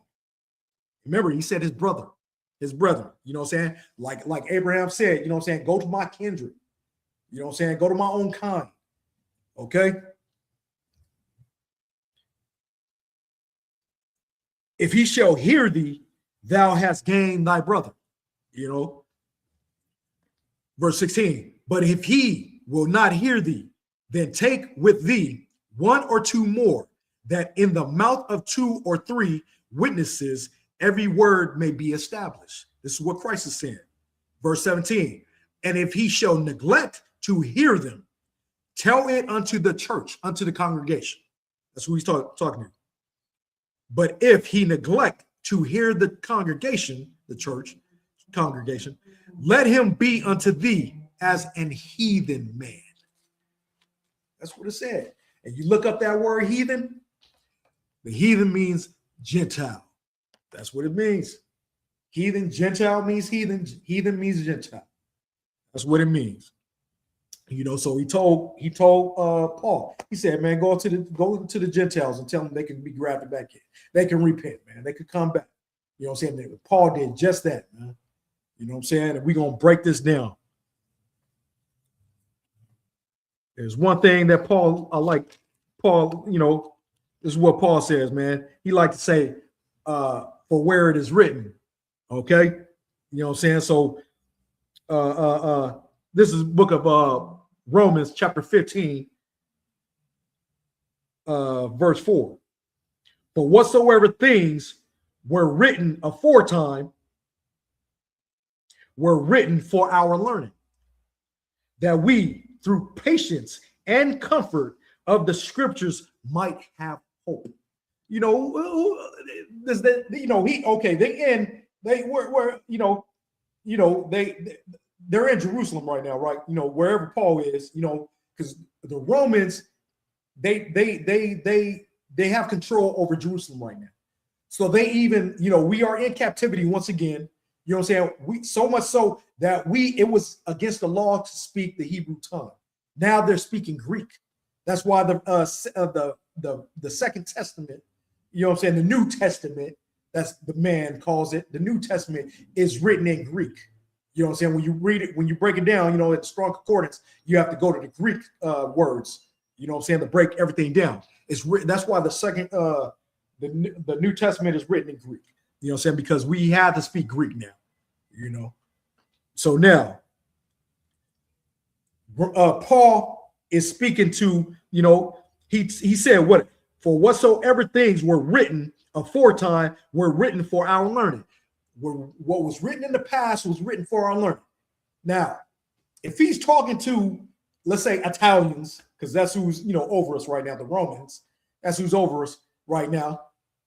If I'm Italian, what does that have? You know, it's, you know, oh, okay. So in the past, everything was written for my learning. You know what I'm saying? If I'm Italian, like, it doesn't make sense, man. You know what I'm saying? Because we're gonna get it. We're gonna go further into this, right? And you know, and what else? Damn. Let's go to Romans chapter 2. Let's go to Romans chapter 2. Remember, you know, Paul says, as it is written. You know, he says that, right? Now, this is this is hypothetical, you know. Let's just say I'm, you know, Paul supposedly, you know, he writing letters to Gentiles. You know, remember, they think Cornelius was an Italian. You know what I'm saying? They think he was an Italian, right? You know what I'm saying? Let's just say, you know, he's writing to the Gentiles. He's talking to the Gentiles. These Gentiles are Italians because, you know, especially, a so-called black man, Latino man, you know what I'm saying, when a native man, when we always, you know, talk about the wickedness of the other nations and stuff like that, they always say, what about the white man? What about the white woman? You know, as if there's no other. Why don't you ever say Chinese? What about the Chinese man? What about the Chinese woman? You know what I'm saying? They always want to go to save their oppressor. You know, Stockholm syndrome. That's why. You know what I'm saying? But they don't say nothing about the East Indians. They always say, y'all teaching hate. Y'all teaching hate. What about the white people? That's the first thing they say, man. So we're going to stick with the white man. Let's just stick with the white man right here. These are Italian, man, because, you know, remember, these are the Romans. It's Paul wrote the book of Romans, right? He's dealing with Italian people. We're going to stick with the Italian people. We ain't sticking with no Asians. You know what I'm saying? We ain't sticking with no East Indians. You know, we're going to keep it very simple. Very simple. So now, he's writing to, you know, or talking to Italians right now, right? Now, let's verse where we at? Verse 24. For the name of God is blasphemed among the Gentiles through you, as it is written. Now, he said the name of the Most High is blasphemed through the Gentiles, through you. Who is the you? Israel. So the Gentiles got to be the other nations, right? You know what I'm saying? You blaspheming the Most High's name amongst the Gentiles through you, as it is written. Where was it written at? Let's go to Ezekiel, the book of Ezekiel, right? This is where he got it from. Remember, it's blasphemed. Ezekiel 36, as it is written. Now, you know, as it is written. Let's say, you know, they having Bible study. You know what I'm saying? Paul's over here teaching the Italians. You know, they all over there. You know, they want to be Christians and stuff like that. You know what I'm saying? He's teaching Hey, Paul, where's it written at? Oh, let me go ahead and tell you. Let me show you. It's in Ezekiel. You know what I'm saying? Come on, let's go. You know what I'm saying? Verse 20. We're gonna start at this is the book of Ezekiel 36 and 20. And when they entered unto the heathen, started off calling them heathen. You know what I'm saying? I don't know about you, but I don't want to be no heathen. You know what I'm saying? So, like I said, if they, okay, maybe Paul didn't say heathen, maybe he said Gentile. Maybe, he didn't when he read this part. I don't know. And they were dispersed through the countries according to their way and according to their doings. I judged them. So the Most High had spread them about, you know what I'm saying, because of what they were doing. He spread them. He spread Israel amongst the heathens. You know what I'm saying? Verse 20. And when they entered unto the heathen, whither they went. Oh, Salakia. Did I read that whole thing? These are the people of the. Yeah, my bad. Let's start it from top. Verse 20. And when they entered unto the heathen, whither they went, they profaned my holy name. When they said to them, these are the people of the Lord and are gone forth out of his land. They even know who they were. They said, hey, these are the heathens. That's saying this. They're saying, hey, these are the people of the Lord right here. You know what I'm saying? Like, the Lord ain't messing with them anymore. Now they all scattered and stuff like that. We gonna treat them the way we gonna treat them. So they was upset. Israel was upset and blasphemed the Most High's name. You know what I'm saying? They knew he was gone. They were gone out of their land and everything, man. Verse 21. But I had pity for my name. This is Most High saying this, right? Mine holy name, which the house of Israel had profaned among the heathen, whither they went. Verse 22. Therefore say unto the house of Israel, the house of everybody, the house of Israel, thus saith the Lord God, I do not this for your sakes, O house of Israel, but for mine holy name's sake, which ye have profaned among the heathen, whither ye went. Verse 23. And I will sanctify my great name, which was profaned among the heathen. I mean, that's heathen. He keep calling them heathen, right? Which ye have profaned in the midst of them. And the heathen shall know that I am the Lord, saith the Lord God, when I shall be sanctified in you before their eyes. And here it is. Here's the kicker right here. Verse 24. For I will take you from among the heathen and gather you out of all countries and will bring you into your own land. Now, he just said he about to take them from the heathen. Now, if I'm Italian and Paul's speaking this to me, I'm going to be like, hold up. Paul, it just said that God is going to take Israel from the heathen. Isn't heathens are Gentiles, right? Because they learn it. Christ told them to go teach the Gentiles who are to the Christians, Italians, the other nations. You know what I'm saying? See how it doesn't make sense? This is how they fooled us, Israel. You know what I'm saying? With Paul, man, with this Gentile stuff. That's why you have to come into the ISBK and learn, But, it doesn't make any sense. But we're gonna get some more, man. We're gonna get some more. Let's go to let's skip that. Let's go to Romans 9. Romans 9. Because remember,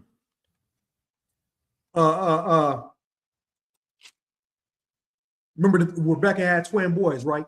One was named, the first came out red all over like a hairy garment, and another one, Jacob, Esau, then you had Jacob. Remember, and the Most High dealt with Jacob. Most High gave Jacob a dream, Jacob's ladder, right? He didn't give Esau a dream. We keep it very simple, man. You know what I'm saying? Like I said, the powers that be, the Christian church, the Catholic church, they have lied to you. Taught you false doctrine. They call, well, yeah, doctrine. You know what I'm saying? Fundamental.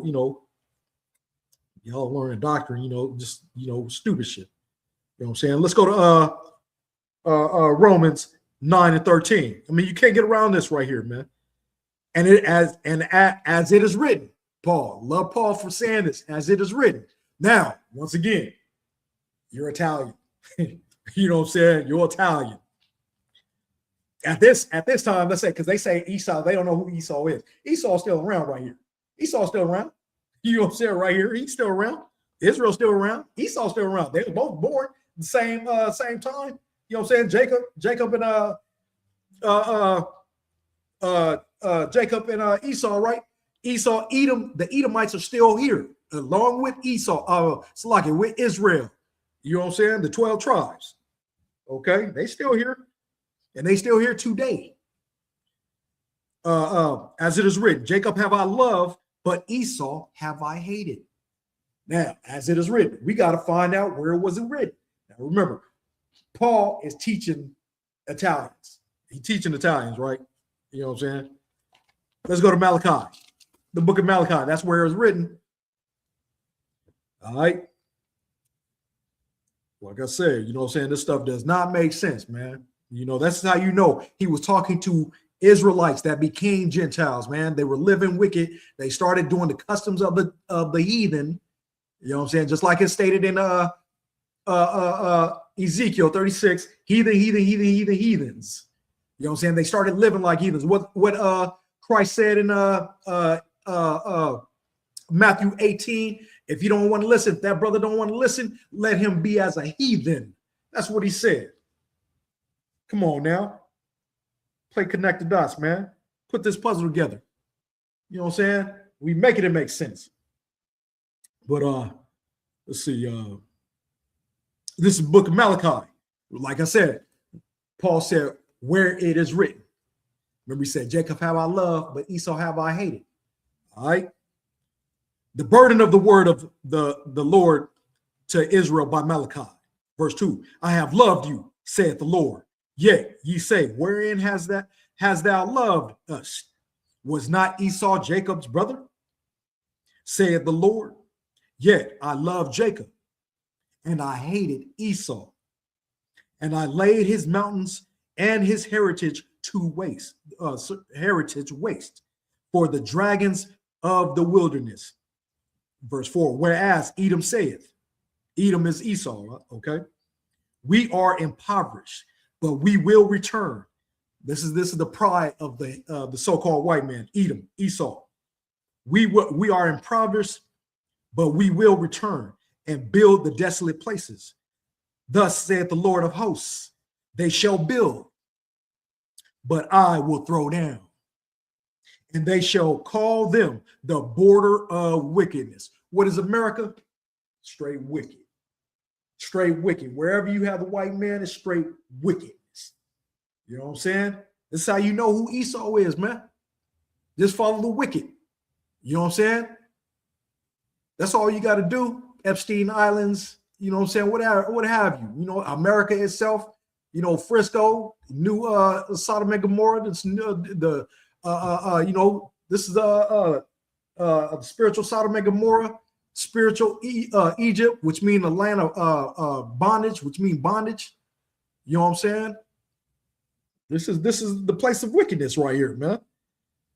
And the people against whom the Lord have indignation forever. You know, he hate these people forever. And you know, the church, you go into any Christian church and be like, hey, who's Esau? We don't know. Most High knows. Because he has indignation for them forever. He hates them forever. You know what I'm saying? Read the book of Obadiah. You know what I'm saying? Even Isaiah 63. You know what I'm saying? They talk, it's Christ. It's about Christ. They said, where are you coming from, man? Look like your garments dipped in blood. He said, I'm coming from Edom. This is what he going to do when he come. Did he not say, I'm coming with a sword? You know what I'm saying? Matthew 10:34. Think not I'm coming to send peace, but a sword. He know who Edom is too, because Edom's still here. You know?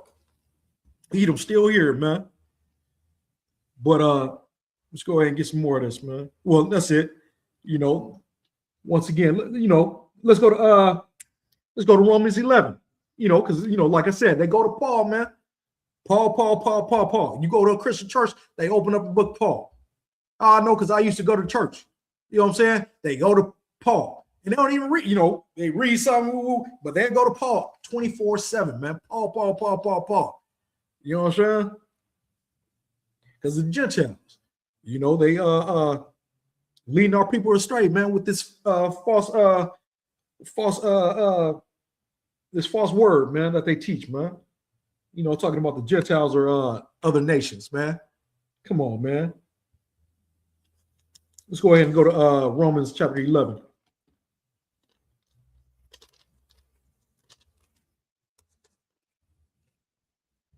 This is Romans chapter 11, verse 26. Because like I said, what? Paul says what? As it is written. You know what I'm saying? So once again, if I'm Italian, you know what I'm saying, Edomite, like I said, we ain't even gonna stick with, we ain't even gonna mention the other nations. But we over here in Rome, we in Jerusalem, the Romans, they occupying, they ruling, Jerusalem, you know what I'm saying? So like I said, they think what's his name?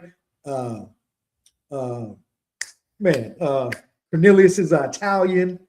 You know what I'm saying? No, he was just in an Italian band. He was in an Italian army, man. You know what I'm saying? Do you not have black folks in the American army? Ain't nothing new under the sun, man. You know what I'm saying? They wasn't segregating back then like that, man. They was rolling. They was just, hey, you want to be in this army? Woo, woo. They was fighting. They was just fighting. You know what I'm saying? Well, yeah, I mean, you still had haters and stuff like that. What have you? You know what I'm saying? Haters gonna hate.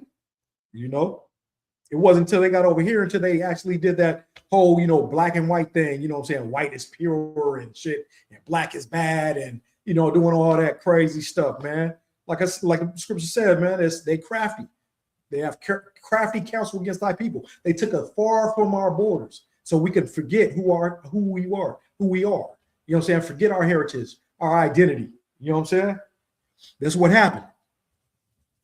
Now, verse 11, it's like Romans chapter 11, verse 26.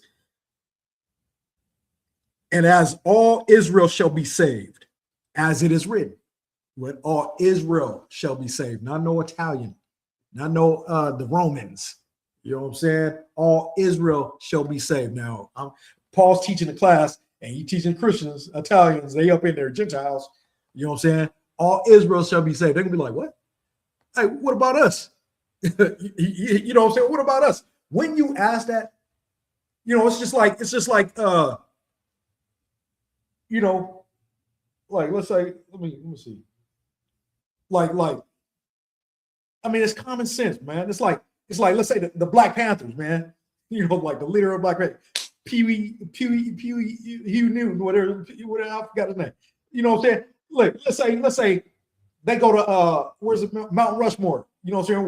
Where the white men are, right? You know what I'm saying? He giving a speech to all the Black Panthers, and he had turned around and be like, our forefathers said, you know what I'm saying? They're gonna look at this nigga like he dumb, like, what are you talking about, our forefathers? You know what I'm saying? You see, that's why he said, Israel shall be saved. They're gonna be like, what the hell are we doing here then? Israel shall be saved. What about us, Paul? You know what I'm saying? Huey Pew Newton. You know what I'm saying? Pew Newton. I forgot his name. Damn. You know what I'm saying? But that's the only comparison I had. Some crazy shit, right? You know what I'm saying? Like, hey, man, we, you know what I'm saying? Black Panther, you know what I'm saying? Our forefathers at Mount Rushmore. Got these white men right here. You know what I'm saying? Like, come on, man. You got to make this shit make sense, man. But like I said, let's take it from the top. Verse 26. And so all Israel shall be saved, as it is written, all Israel shall be saved. There shall come out of Zion the deliverer, and shall turn away ungodliness from Jacob. Why does he have to turn ungodliness from Jacob? Because when you're amongst these other nations, they're going to turn your heart away from God, man. They're going to cause you to celebrate Easter. They're going to cause you to celebrate Thanksgiving. You know what I'm saying? Christmas, bringing a Christmas tree in your house, man. You know what I'm saying? Some ridiculous things, man. Evil ween, man. You know what I'm saying? You know, I mean, you know, this is what they do, man. It was hard for Israel to practice their laws, man. You know what I'm saying? When they were amongst these nations. Why you think he told Abraham to get away from his father's house? Because he was over there with the Hamites praising their gods, man, worship their gods. You read in the scriptures, it was hard for Israel to keep their laws, statutes, and commandments when they were amongst other nations. That's one reason why we had a king. We weren't supposed to have a king. We had priests, Levites and what have you. But the children of Israel, they wanted a king. They wanted to be like, because the other nations had kings. And what did the Most High say? He said, man, all right, go ahead, Samuel, give him a king. You know what I'm saying? But this king, he gonna get your kids. He gonna put them in the military. He gonna do this. He gonna do that. You know what I'm saying? And he ended up being, the Most High turned from him. And then that's when King David came, right? You know what I'm saying? But we want to try to be like the other nations, man. Which we do now to this day. You know what I'm saying? We try to, sell drugs like the white men, be gangsters like the white men. You know what I'm saying? Do all kinds of wickedness like the white man, man. Whoremongering, whores and shit. You know what I'm saying? All kinds of stuff like that. Now that's for the wicked, man. You know what I'm saying? That's for the wicked. And that's why they oppressed you, man. So you could turn to being wicked, man. You know what I'm saying? Putting drugs in our communities and stuff like that, taking jobs away from us. And that, of course, we're gonna turn to them drugs and we're gonna start selling them. That's what happened. We got to wake up, Israel. It was a crafty counsel against God's chosen people, man. And this is what they did, man. And now we are the face of crime. We are the face of crime. Like we come right out of the womb, just want to unalive each other, man. This is what we live for. This is what we want to do. Now we were oppressed, man. We are oppressed as a people, and we are destroyed for a lack of knowledge, man. You know what I'm saying? And we trying to be like the oppressor. We trying to worship the oppressors' gods, because that's what it is. They have multiple gods, man. You know what I'm saying? Israel have one only Most High, man. One only Father, Yahweh. You know what I'm saying? That's it. That's who we're supposed to worship, not these other gods, man. Celebrating they pagan holidays. You know what I'm saying? They're not even holy. That's what holiday means, right?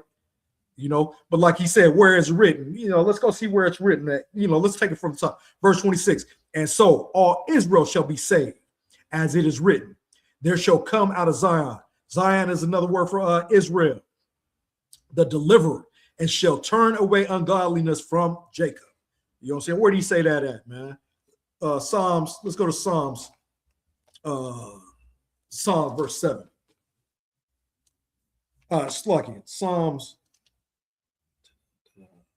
Psalms 14, verse 7. Remember, he said, as it is written. All right. This is Psalms 14, verse 7. Oh, that salvation of Israel were come out of Zion. When the Lord bringeth back the captivity, bring us out of captivity. That's what that means. Bring us back to captivity. He's going to bring us out of captivity. Of his people, Jacob shall rejoice. We shall rejoice when we get out of this captivity. You know what I'm saying? And Israel shall be glad, and we shall be glad. You know what I'm saying? I mean, when the Italians heard this, when Paul read this, were they jumping up rejoicing? Yeah. You know what I'm saying? We're going to rejoice. We're going to be glad. You know what I'm saying? They're going to look at Paul like, this has nothing to do with us. You know what I'm saying? Bottom line, this has nothing to do with us. It's crazy. Like I said, it does not make sense, man. We have been lied to by the Christian church. Black, Latino, Native American, you have been lied to. Let's go ahead and get some more of this. Let's go to Romans 8. Let's go to Romans 8, man. Back with Esau too, man. Like, that's another thing, because I've seen it. This another thing they teach You know, the Christian church, because they're real slick, man. They're real slick. They teach that Jacob stole Esau's birthright. Like they disregard, because that's what they do anyways. They disregard the other scriptures. You know what I'm saying? First of all, the Most High came to Rebekah and told her to tell Jacob, you know what I'm saying, told Rebekah, the Most High told Rebekah to tell Jacob to do that. You know what I'm saying? He told Rebekah to tell Jacob to go ahead and get that birthright, man. The Most High set that whole thing up, but they just skipped that and said Jacob stole Esau's birthright. Why you care about Esau so much? I heard one pastor said, man, he sold his birthright for baked beans, because remember it said pottage, right? Red pottage. He said, and put emphasis. And a lot of people, this goes over a lot of people's head. He said that same red pottage right there, you know, and because in Hebrews 16, I think it is, Hebrews somewhere 12, it said he sold his birthright for one morsel of meat. So in that pottage, there was meat in there as well. You know what I'm saying? And that meat, and that's why I said red, because that meat was still bloody. You know, Esau, the so-called white man, like he's meat bloody, like his prophecy, this Bible prophecy, man. You know what I'm saying? The Most High laid out a whole blueprint of who all these people are, man. You know what I'm saying? And that's what it is. He said, let me get that. I'm tired. Let me get that same red pottage right there. That same red pottage right there. I mean, there was still blood in that meat, man. You know what I'm saying? But they gonna sit up there and say, oh, Jacob, they put emphasis on Jacob stole the birthright, man. Like, why are you protecting Esau? We just read in Malachi, it said the Most High had everlasting indignation with Esau. Why do you care about saving Esau, man? Or what Jacob did to Esau? Like the comprehension skills just went down, man. Right? No, because they know who it's the spirit. That spirit came out. Because they know Esau is the white man. Who created Christianity? The white man. You know what I'm saying? And that's why they sit up there and talk about Esau like that and Jacob like that. Talk about Jacob stole Esau's birthright. Ain't that something, man? Like, who cares if he did? You know what I'm saying? And Hebrews, it said Esau is a fornicator. Like, who the Most High said this? You know what I'm saying? He said he's a fornicator.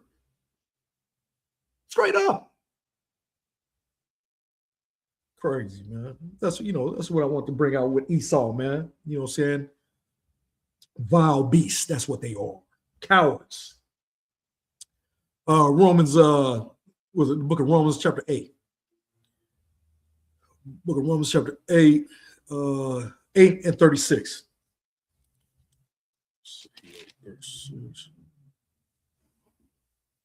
As it is written, verse 36, as it is written, for thy sake we are killed all the day long. We are accounted as sheep for the slaughter. Once again, he talking to Italians, right? Oh, and because the Christians, after everything, all the scriptures we read, they would disregard this too. They'd be like, see, they forget everything we just talked about. You know what I'm saying? That the Christ is only sent for the lost sheep of the house of Israel. They forget about that. You know what I'm saying? They forget about Most High calling as it is written, and going back to Ezekiel and stuff like that, whatever, calling them heathens. You know what I'm saying? Salvation shall be for Israel. They will disregard all this. They would disregard all this stuff, man. And like I said, as it is written, for thy sake we are killed all the day long. We are accounted as sheep for the slaughter. See, we Christians, we getting killed too. You know what I'm saying? These white folks are getting killed. They start teaching that. See, and they just go blank and start saying something like that, man, because they disregard. But like I said, though, but if they're back in Paul's days, and he's talking like this, he's saying, we are killed all the day long, right? You know what I'm saying? They're gonna be like, yeah, we ain't being killed all the day long. You know what I'm saying? They're gonna be like, man, what are you talking about? You know what I'm saying? As it is written. Now, if I'm Italian, I'll be like, hey, okay, well, we're not being unalive all day long, counted for sheep for the slaughter. So, okay, but anyways, where's it written at? Now I want to go see where it's written. Man, I would have been going out of class a long time ago. You know what I'm saying? Because this is not for me. It is not for me. Just like the white man's constitution isn't for the black people, Latino people, Native people. You know what I'm saying? We were all enslaved when the Constitution was written, right? And created, what have you. You know what I'm saying? So let's go find out where it was written at, man. This is let's go to Psalms 44. As it is written, right? Counted for the sheep for the slaughter, right? You know what I'm saying? Like I said, I would have been there. I'm Italian. I would have been there and walked out. Like, man, this ain't for me. You know? And let's just say Israel, you know, the real Israelites, you know what I'm saying? They're in the class, you know, wherever they're at. Paul's teaching the Italians. They're gonna be uncomfortable, man. They're gonna be like looking around and shit. Because who's doing the unaliving? Their people. You know what I'm saying? Like, because they don't want them to worship their law, statutes, and commandments. It's been going on like this from the beginning of time with these heathens. You know what I'm saying? We have multiple other nations trying to tear us up, man. You know? But let's go to as it is written. You know what I'm saying? We're gonna read from Psalms 44. Starting at 1. We're gonna read all the way to 26. Because this is real important. You know what I'm saying? As it is written. So we're gonna get the whole breakdown of this right here. We have heard with our ears, and this is King David saying this, right? He wrote this. We have heard with our ears, O God, our fathers have told us what work thou didst in their days, in the times of old, how thou didst drive out the heathen. He did what? He drove out the heathen. You know what I'm saying? Now Paul's reading this to Italians. He drove out the heathen with thy hand and plantedest them. How thou didst afflict the people and cast them out. Verse 3. For they got not the land in possession by their own sword, neither did their own arm save them, but thy right hand and thine arm and the light of thy countenance, because thou hast a favor unto them. He said, you know, Israel didn't, you know, fight the heathen and get out of the position that they were in. The Most High helped them. The Most High, it was them. It was the Most High that helped them get out of the position that they were amongst the heathens. You know what I'm saying? Verse 4. Thou art my king. Oh, thou art my king, oh God. Command deliverance for Jacob. He said, command deliverance. We need to be delivered out of the hands of who? The heathen. All right. Command deliverance from Jacob, for Jacob. Verse 5. Through thee, we will push down our enemies. Through thy name, we will tread them under that rise up against us. Verse 6, for I will not trust in my bow, neither shall my sword save me. Verse 7, but thou hast saved us from our enemies and hast put them to shame that hated us. Verse 8, in God we boast all the day long and praise thy name forever. Selah. All right. Verse 9, but thou hast cast off, and put us to shame, and goest not forth with our armies. Why? Because we started doing wicked again. We started being wicked. And these other nations, they knew this. They knew anytime they said, hey, these are the people right here, you know what I'm saying? They got Most High cast them out of their land. They knew exactly who we were. They know who we are. You know what I'm saying? Verse 10, thou makest us to turn back from the enemy, and they which hate us spoil for themselves. Verse 11, thou hast given us like sheep appointed for meat, and hast scattered us among the heathen. Verse 12, thou sellest thy people for naught, and dost not increase thy wealth by their price. You know, you heard of the auction blocks. You know what I'm saying? Who was on auction blocks? Yeah, think about that, right? Verse 13, thou makest us a reproach to our neighbors, a scorn and a derision. Verse 14, thou makest us a byword among the heathen, a shaking of the head among the people. I mean, like, really, you know, look. Let's take the Asians, for instance. You know what I'm saying? Surely when they come around their table, man, you know what I'm saying? I mean, whoever's selling the hair products, you know what I'm saying? I just found out they make 1.1 billion annually from black people. You know, they shaking their heads like, those people are pretty dumb.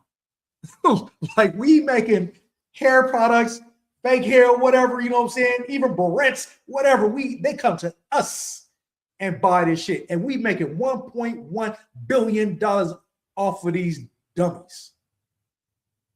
Y'all can be doing this yourselves, man. Crazy. And that's why they shaking their head at their table like, man, look at this. Look how good. Sending their kids to college while we sending our kids to the grave at an early age. You know what I'm saying? Crazy. We are destroyed for a lack of knowledge, and we're going to stay destroyed, man. If you don't want to listen to these laws, statutes, and commandments, you know what I'm saying? Wake up out there, Israel. Come on now. You got to see this. You got to see that these other nations are devouring us. Bottom line, look at our athletes, man. You know, they try to stand up for our people. They say, shut up, nigga. Just throw that ball. Shoot that ball. Run on that track, nigga. Shut up. They've been saying this from the beginning of the time. Remember, they threw Muhammad Ali in prison. You know what I'm saying? Because he didn't want to go fight. He said, y'all call me a nigga over here. Them Viet Cong ain't calling me no nigga. Y'all calling me nigga over here. Come on, man. Y'all got to start using your brain, Israel. But nah, y'all teaching hate. Yeah, okay. You know what I'm saying? You're going to find your ass sprung up on a tree trying to hang with these motherfuckers. Sluggies. Excuse my French. You know who your enemy is, man. Bottom line. Where am I at? Verse 15. My confusion is continually before me, and the shame of my face hath covered me. Verse 16. For the voice of him that reproacheth and blasphemeth by reason of the enemy and avenger. You know what I'm saying? Verse 17. All this is come upon us, yet have we not forgotten thee, neither have we dealt falsely in thy covenant. Verse 18. Our heart is not turned back, neither have our steps declined from thy way. Verse 19. Though thou hast sore broken us in the place of dragons and covered us with the shadow of death. Yeah, that's what we cover. So-called Black, Latino, Native American. We are covered with the shadow of death. And all these other nations, they live in lavish, man. We are the only ones struggling. Yeah, okay, you want to be simple because we got them simpletons out there. Oh, there's some poor Asians. Yeah, of course, man. You know what I'm saying? Look at how they treat themselves, each other in their own country, because they're crabs in a barrel. You know what I'm saying? They ain't gonna make it all blatant and stuff like that. But look at the balance, man. Weigh it out, man. You know what I'm saying? Look at percentage. You know what I'm saying? We are at the bottom and they are at the top when we compare. Like I just said, they 1 billion annually, 1.1 billion annually for selling hair grease to black people. Come on, man. Come on, man. You know, I got 1.1 billion annually for selling black hair grease, weaves to black people. That's how much money they're getting from us. Well, we could do this shit ourselves, man. You're going to get your nails. I don't even know what they're making money doing nails too. Doing nails. You know what I'm saying? Doing nails. Let's go ahead and get it. Verse 17. All this has come upon us, yet have we not forgotten thee, neither have we dealt falsely in thy covenant. Verse 18. Our heart is not turned back, neither have our steps declined from thy way. Verse 19. Though thou hast sore broken us in the place of dragons and covered us with the shadow of death. Verse 20. If we have forgotten the name of our Father, of our gods, or stretched out our hands to a strange God, verse 21, shall not God search this out? For he knoweth the secrets of the heart. And that's exactly what we did. You know what I'm saying? Now we worshiping these other gods, man, like I said earlier. You know what I'm saying?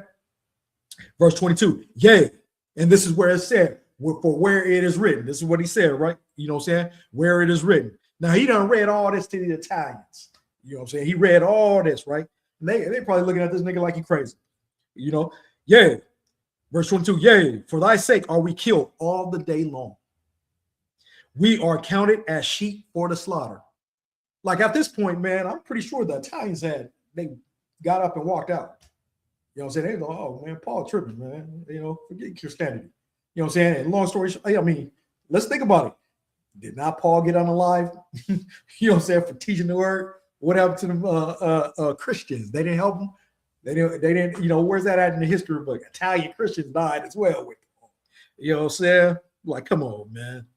Y'all wake up, man. Verse like 23, and wait, why sleepest thou, O Lord? Arise, cast us not off forever. Verse 24, wherefore hidest thou thy face and forgettest our affliction and our oppression? This have nothing to do with Italians, man. You know, verse 25, for our soul is bowed down to the dust. Our belly cleaveth unto the earth. Verse 26, arise for our help and redeem us for thy mercy's sake. This is King David's writings, man. If King David found out, man, like, Paul is going to speak to his King David's enemies, man, because that's who the Romans are. The Romans are taking over Jerusalem right now. Right now. You know what I'm saying? When Paul is talking to, you know, teaching these other nations, man, Italians.